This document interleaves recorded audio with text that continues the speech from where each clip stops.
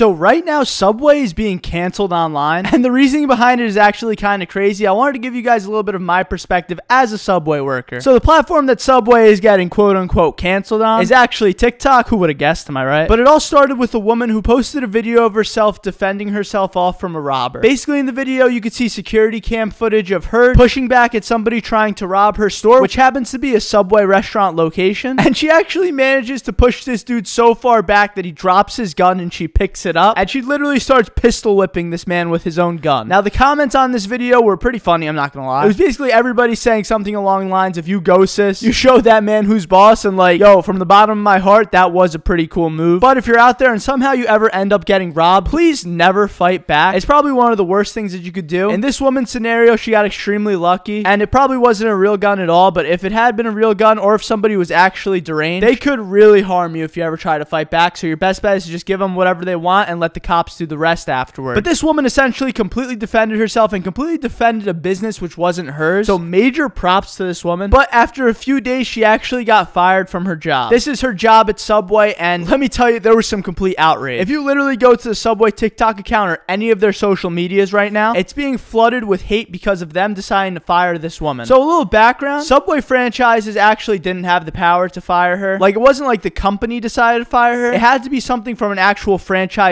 themselves. So whoever owned the store decided that they weren't okay with whatever happened, and so they had to get to the choice of firing this woman, which I think is completely wrong, if I'm being honest. Okay, sure, you shouldn't like give her a raise or be like, yo, you did the right thing because she didn't do the right thing. You should never fight back against a robber. But to fire this woman and leave her with literally no job is such an absurd thing, even to me. Like, how are you gonna literally give the boot to somebody that just put their entire life on the line to defend your business? It doesn't make much sense at all. And yo, it's kind of shocking to me how Subway's being canceled for this and not something related to food for once. It's like Subway's just always in the hot seat, and I kind of feel bad, but like, I don't really know what you can do at this point. It's like they got a target on their back. Anyways, back to the topic of this video. A lot more people were very outraged with the fact that she was working alone in the store. Now, I have experience in this because I've worked alone quite a few times, and so have my coworkers. And with something like a Subway, which isn't busy, it's actually really hard to have more than one employee if you're at a certain storefront. Like, if you're in the middle of nowhere, it's really hard to have the money to hire 2 employees and be profitable at the same time. But if you're in something like a Walmart or like an airport or somewhere high traffic, it's a no-brainer you should have 2 employees. So this is where the dilemma begins. What should the franchise owners do in this situation? It's literally either cough up the money to give 2 employees but know that eventually you'll probably not be able to afford your business anymore, or it's to keep 1 employee, which is just as, if not more effective, but you put yourself at higher risk situations like this. Either way, it's a pretty big dilemma, and I think a lot of it has to do with Subway's food costs. I mean, compared to a lot of other fast food franchisees, the food cost at Subway compared to the profit you make is kind of ridiculous, and that's why $5